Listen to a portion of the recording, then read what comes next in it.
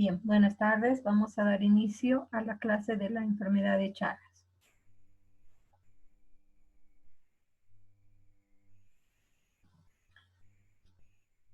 Pero están muy pocos. Bueno, vamos a grabar la clase para que puedan luego compartir.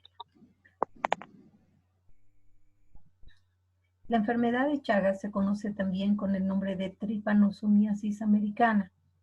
Ya se diferencia de la tripanosomiasis africana, que es producida por otro triatomineo.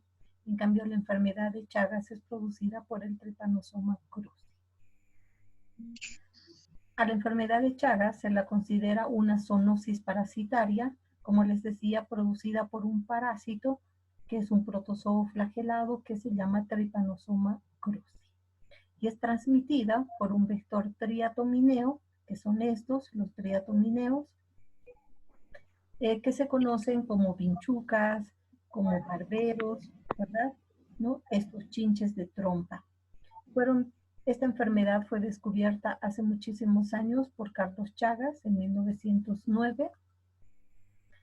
Y la característica es que presenta 4 formas evolutivas, ¿no? Los hospederos mamíferos pueden ser el hombre y los animales domésticos, como por ejemplo los gatos, los perros, y también existen reservorios silvestres como los ratones.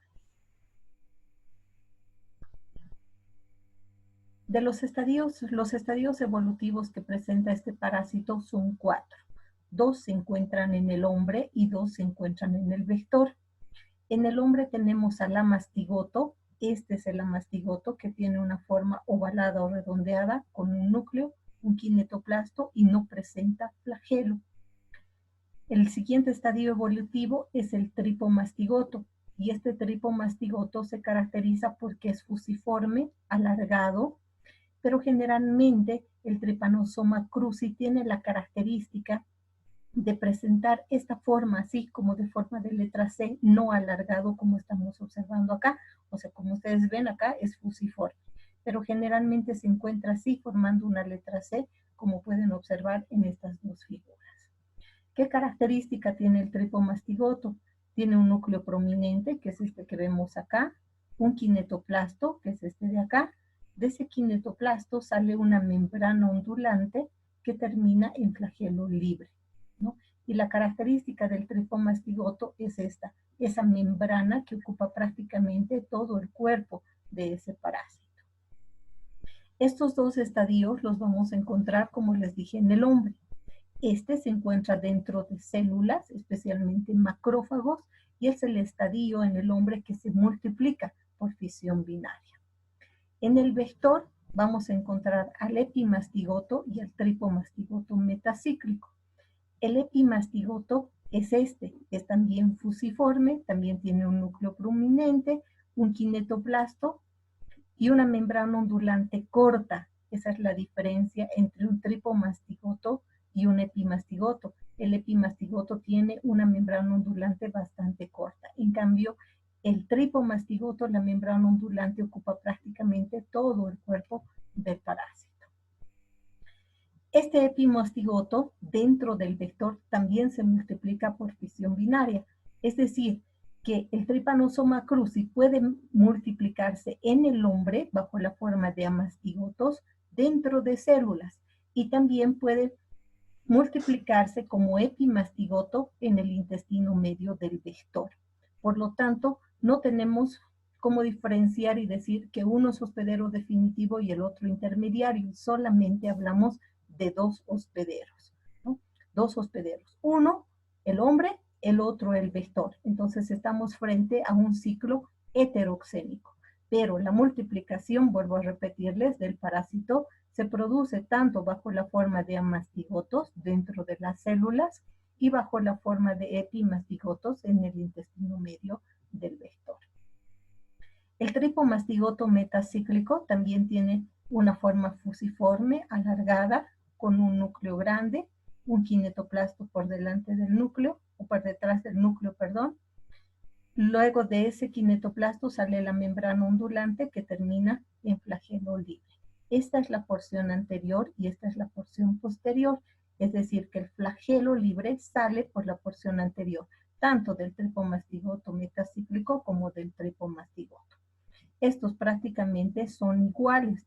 La diferencia es que como tripomastigoto se encuentra en el hombre y como tripomastigoto metacíclico se encuentra en el vector. Este tripomastigoto metacíclico es la forma infectante de la enfermedad.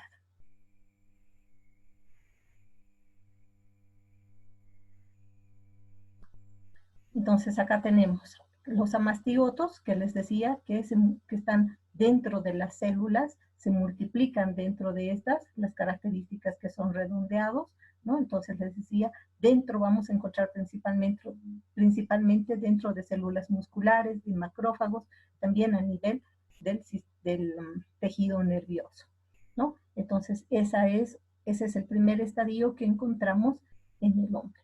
¿Qué es lo que sucede?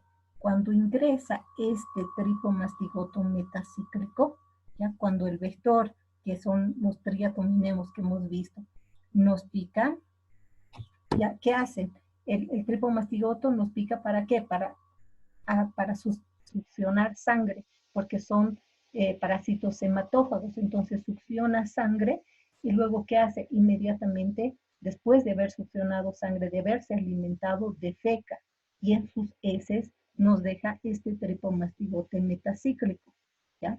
Este epimastigoto, les dije que estaba en el intestino medio del vector, en cambio este se encuentra en el intestino posterior. Entonces, este va a ingresar a través de la puerta de entrada que ha dejado el vector en el momento que nos ha picado. ¿Para qué? Para poder alimentarse, para poder succionar sangre, ¿ya? Entonces, el principal mecanismo de transmisión es vectorial, pero no es por la picadura del vector, sino por las deyecciones. Entonces, no se olviden que lo que hace el vector es succionar sangre, ¿ya? Y después de alimentarse, dejar sus heces, dejar sus deyecciones. Y en las deyecciones están los tripomastigotos metacíclicos, porque estos estaban en el intestino medio, estos están en el intestino posterior, por lo tanto salen en la materia fecal del parásito. Entonces, estos, como tienen el flagelo, ¿ya? Pueden a través de esa puerta de entrada, y también nosotros ayudamos cuando nos arrancamos, ahí ingresan, llegan al tejido y en el tejido invaden una célula, un macrófago, o el macrófago los fagocita y inmediatamente que están dentro de la célula se transforman en un mastigoto. Acuérdense que ahora ya están en el hombre, entonces se transforman en un mastigoto y como mastigoto empieza a multiplicarse en la célula, que es lo que vemos aquí. Miren, está multiplicándose. Acá tenemos varios amastigotos dentro de una célula, se produce la multiplicación y cuando la célula se rompe, va a liberar ¿a quién? Al siguiente estadio evolutivo, que es el tripomastigote. Entonces, este tripomastigote me tiene la característica, les dije, fusiforme, con un núcleo prominente, un kinetoplasto, membrana ondulante y flagelo. Entonces, ¿qué es lo que hace?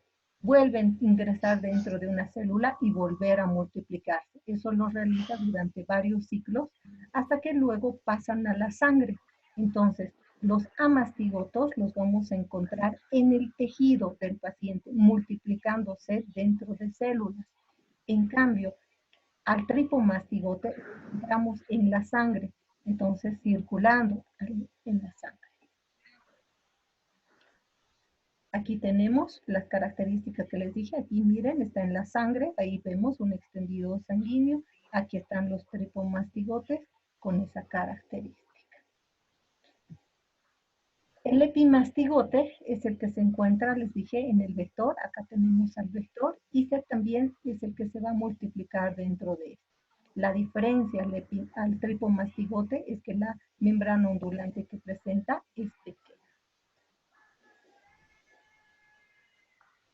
Luego tenemos al tripomastigote metacíclico, que se encuentra en el intestino posterior del vector y como les dije, sale en las heces del insecto, ¿no? Del triatomineo. Los vectores son especies hematófagas los principales géneros que tenemos es el Triatomineus, los Rhombius y los Pastrongilius.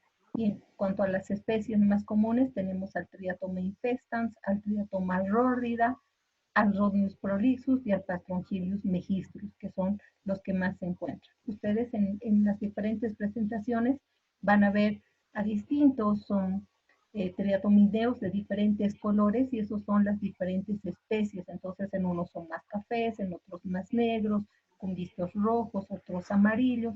Va a depender del lugar y de la especie, ¿no? Entonces, pero todos estos tienen la característica de que viven en lugares oscuros donde hay cierto grado de humedad, ¿no? Van a medir más o menos entre 2 a 3 centímetros y tienen distintos tonos de café, como les indicaba. Y principalmente tiene un aparato succionador, una proboscis bastante grande, que es por donde este triatomineo se alimenta. Vamos a observar,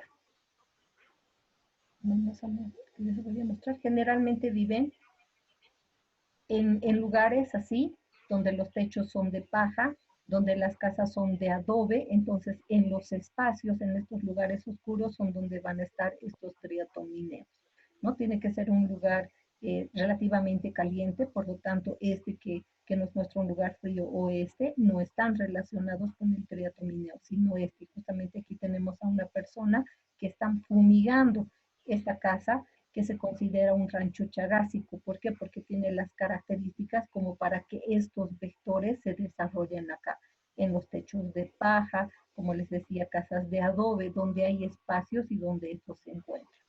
Estos triatomineos tienen la característica de tener hábitos nocturnos, ¿ya? Es decir, que solo salen a alimentarse en la noche, ¿no? En el día no los vamos a encontrar.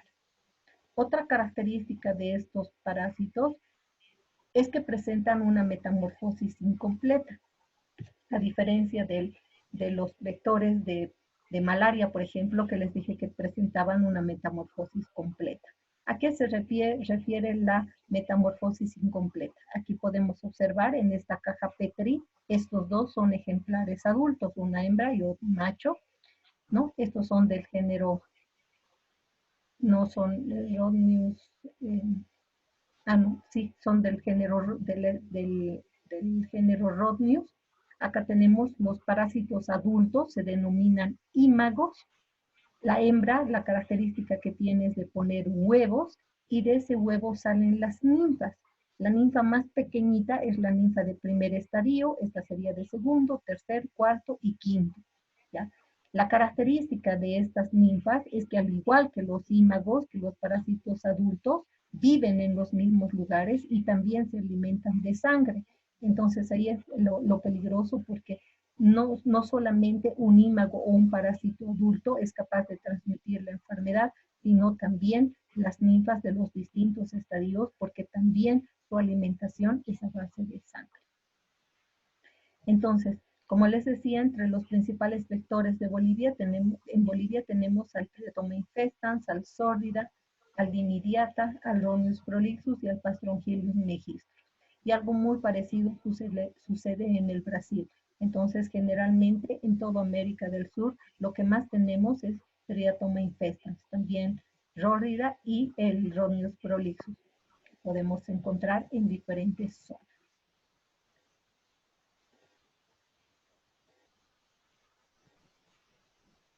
Como ya les había dicho, los triatomineos infectan al ingerir sangre, ¿ya? Que tiene a los tripomastigotos, porque sabemos que los tripomastigotos son los que están circulando en la sangre del hombre, ¿verdad? Entonces, cuando ellos succionan la sangre, succionan a estos y estos a nivel del intestino medio se transforman en epimastigotos y como epimastigotos se multiplican por fisión binaria. Y luego de 15 a 30 días se van hacia el intestino posterior del vector ya como tripomastigotes metacíclicos, que son la forma infectante. No sé si hasta aquí tienen alguna pregunta. No, doctora. No, doctor. ¿Está claro? Sí. Ok. Bueno, en cuanto a la epidemiología, pues lo tenemos en muchos países, no solamente de América del Sur, también América Central, ¿no? Más de 17 países que están afectados, más de 24 millones de infectados, o sea, realmente hay varias zonas en muchos países que son zonas endémicas para esta enfermedad.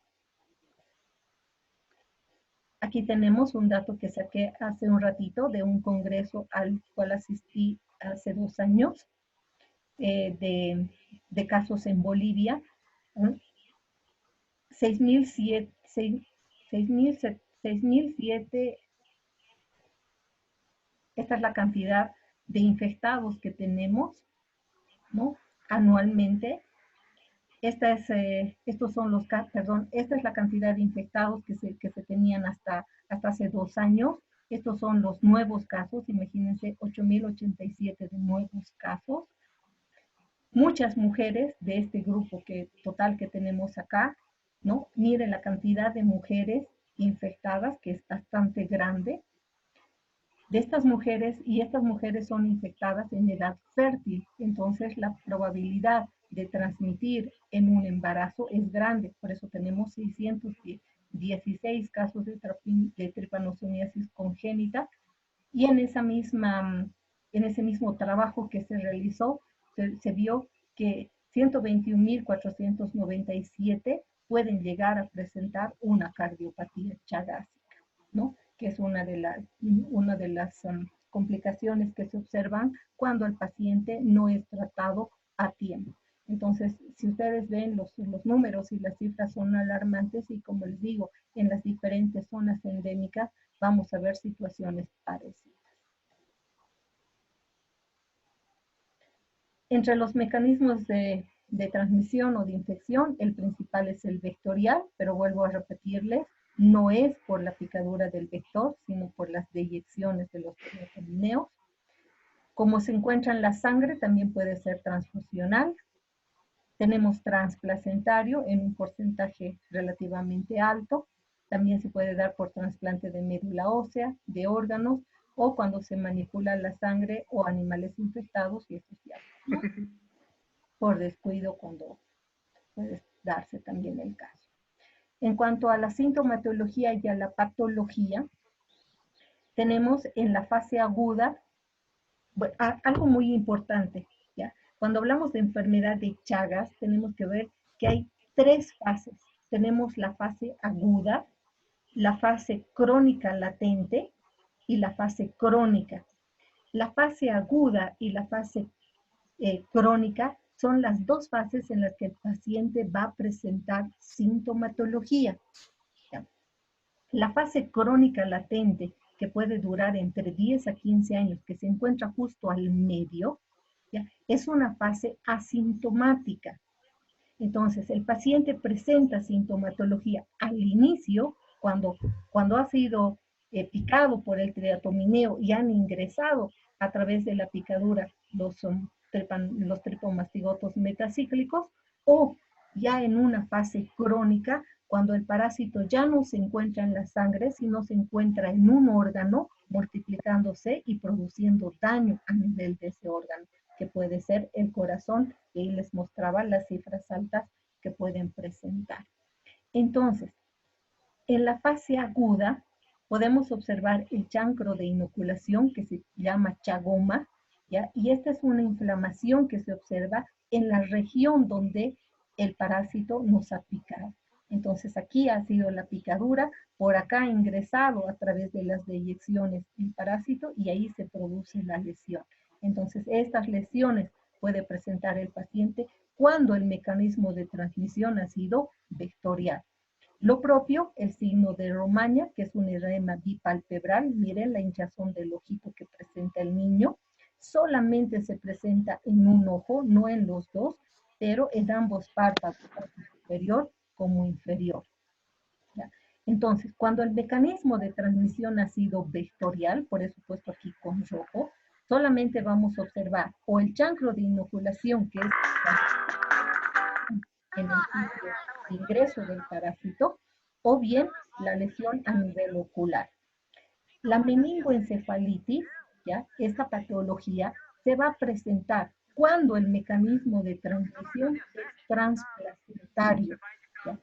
Cuando es vectorial, no vamos a encontrar, no va a presentar nuestro paciente meningoencefalitis, pero sí va a presentar en una fase aguda cuando el mecanismo de transmisión es transplacentario.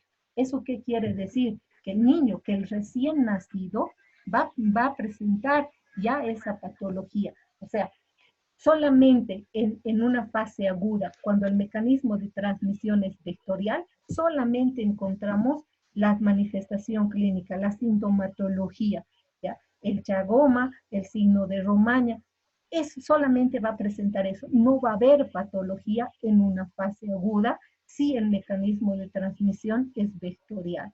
Pero si el mecanismo de transmisión es transplacentario, entonces el niño ya nace con una patología y va a ser la meningoencefalitis. Pero no solamente puede presentar meningoencefalitis, sino también hepatomegalia, esplenomegalia y también daño a nivel ocular, ¿no? Entonces hay que tomar en cuenta esto, ¿no? Que en una fase aguda, si es vectorial, solamente manifestaciones clínicas. Pero en una fase aguda, si el mecanismo es transplacentario, entonces va a haber manifestaciones clínicas y también patología. Y también se presenta esta meningoencefalitis en pacientes inmunodeprimidos. Entonces, si estos hubieran adquirido, por eso está acá en una fase aguda también, porque si el paciente es inmunodeprimido, puede que aparte de presentar estos dos, presente una meningoencefalitis, pero solamente en pacientes inmunodeprimidos. En el resto de la población susceptible no va a suceder eso. Y obviamente la respuesta inmune, que como nuestro organismo se va a defender frente a los parásitos, va a hacer que haya una disminución de esto. ¿Y cómo va a actuar esa respuesta inmune? Acuérdense que les había indicado que el parásito cuando ingresa se va hacia los tejidos, ¿no ve? A través de la sangre y el macrófago lo fagocita o él por movimiento propio entra dentro de un macrófago, ¿verdad? Y dentro de ese macrófago empieza a multiplicarse. Si un paciente tiene su sistema inmune que está bien, que no está deprimido, entonces, ¿qué hace? El interferón gamma activa a ese macrófago. ¿Para qué? Para evitar que el parásito se reproduzca dentro de él. Entonces, por eso es que el paciente va a presentar solamente esta sintomatología. Pero si el paciente es inmunodeprimido, entonces, ¿qué sucede? Cuando ingresa el parásito dentro de ese macrófago, el interferón gamma no actúa, por lo tanto, no hace que el parásito evite que el macrófago evite que el parásito se multiplique dentro de él. Entonces, ese es el motivo, por eso sucede eso. ¿Han comprendido? Sí, doctora. Sí, doctora. Bien. Entonces, acá tenemos las lesiones que se pueden presentar. Miren, esto, por más de que sea un niño chiquito, esta es una transmisión vectorial. Esto también, acá también, porque es el signo de Romaña típico que se observa cuando la transmisión es de tipo vectorial. Entonces, luego les dije que luego de la fase aguda tenemos una fase crónica latente y esa fase crónica latente se caracteriza porque el paciente no va a presentar sintomatología, ¿ya? Esa fase puede durar 10 años, 15 años, pero eso no quiere decir que el parásito no esté produciendo daño. Lo que ha sucedido es que el parásito ha migrado hacia el corazón, hacia el colon, hacia el esófago, y ahí está produciendo, ahí se está multiplicando, ya no tan rápido ni tan acelerada la multiplicación como era en la sangre, pero sí ya está en un órgano y ahí produce el daño. Entonces, en una fase crónica, después de estos 10, 15 años, el paciente va a presentar una cardiopatía chagásica, una miocarditis, que sabemos que es una inflamación del músculo, que puede llevar a la muerte súbita, ¿no? Entonces, de pronto un paciente que estaba jugando fútbol, que estaba trotando, se cae muerto sin que haya tenido algo. Entonces, ahí se hacen los estudios y pues tenía tenía Chagas en fase crónica y ya con un corazón aumentado de tamaño, con hipertrofia ventricular, con lesiones que estaba presentando, que ha hecho que se presente una muerte súbita.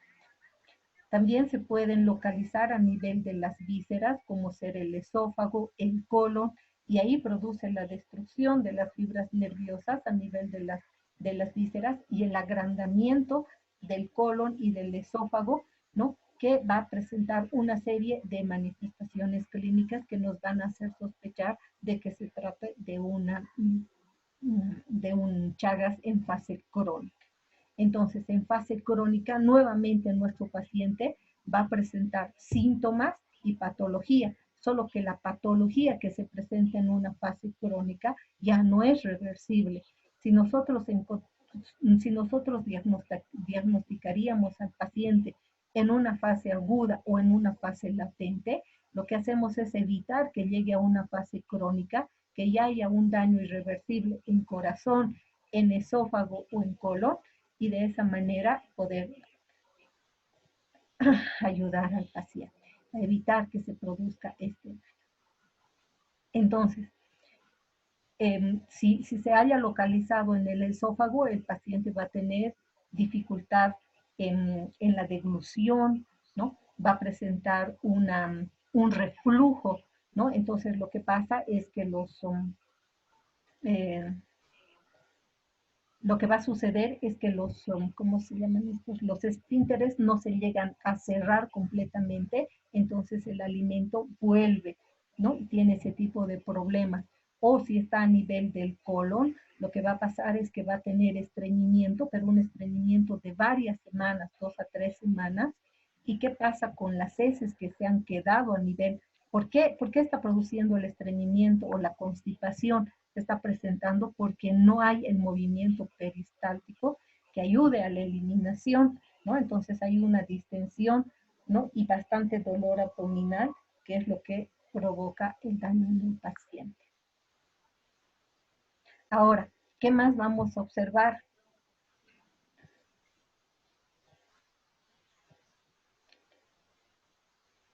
Podemos observar otro tipo de lesiones.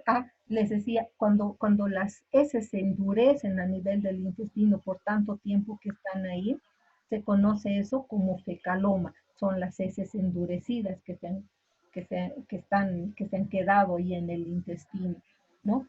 Y en el megaesófago, la principal manifestación es pues el dolor durante la deglución, ¿no? También se puede observar la confusión, edema a nivel del hígado, puede haber dolor o problemas a nivel del apéndice y pues las fetopatías que se pueden presentar cuando la transmisión es transplacentaria.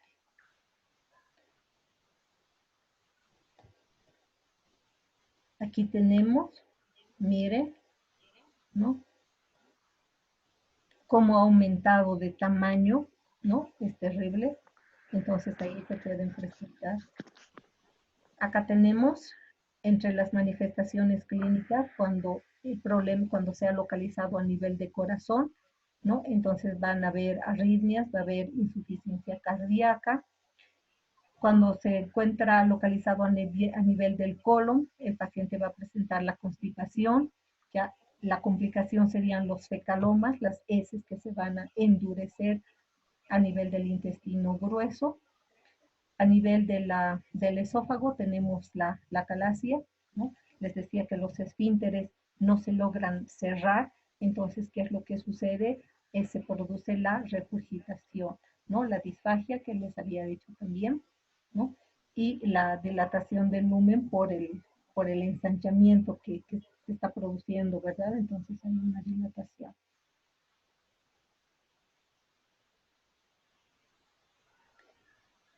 Bien. En cuanto a los aspectos inmunológicos, pues hay un trabajo que se realizó por un equipo tanto bolivianos y belgas para realizaron estudios en sangre de cordón en niños recién nacidos, ¿no? Y ahí se vio que existen células TSD8, oligoclonales, armadas con fusiones citotóxicas, y también se detectaron que estas células actúan tanto contra el parásito que segrega el interferón gamma, que les dije que actuaba como una respuesta inmune, y por lo tanto desarrollan una respuesta inmune similar al adulto, ¿no? Entonces acuérdense que cuando les explicaba cómo se defiende nuestro organismo, les decía que si nuestro sistema inmune está ok, no está deprimido, entonces el interferón gamma actúa a nivel de la célula, del macrófago, ¿no? Lo activa. ¿Para qué? Para que este macrófago impida que el parásito se multiplique dentro de él. Y algo similar sucede en el recién nacido. Entonces, gracias a estas células, ¿no? Bueno, se va a cortar en un ratito. Quisiera ver si hay algunas preguntas y luego volvemos a conectarnos para continuar con la otra parte. ¿Tienen preguntas, jóvenes? Ahora no, doctor. No, doctor. No. Pero están comprendiendo, se dan cuenta cómo sucede. Sí, doctora.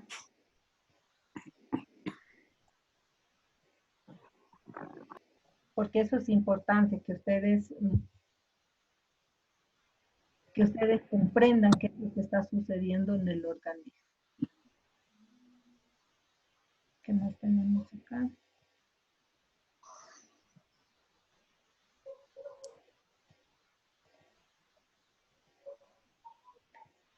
Algo que sucede también, que diferencia de la toxoplasmosis, es que la enfermedad de Chagas congénita se va a poder transmitir en cualquier etapa de la infección, se puede repetir en embarazos sucesivos, produce petopatías, no embriopatías. Entonces generalmente a partir del tercer mes es lo que vamos a observar las lesiones, y la mayoría de los casos de los niños, de mujeres con serología positiva para Chagas, nacen asintomáticos, ¿ya?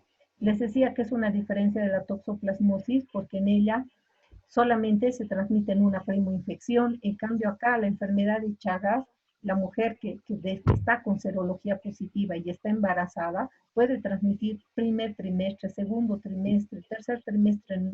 No hay una preferencia o solamente se dé en una fase de la, del embarazo, sino se puede transmitir en cualquier fase.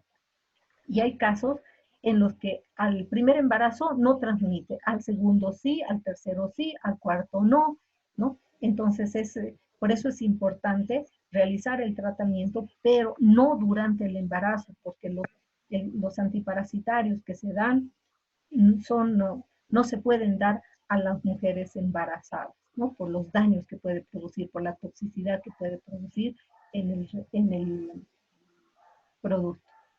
Entonces, y otra cosa que es que la mayoría de los niños van a nacer asintomáticos.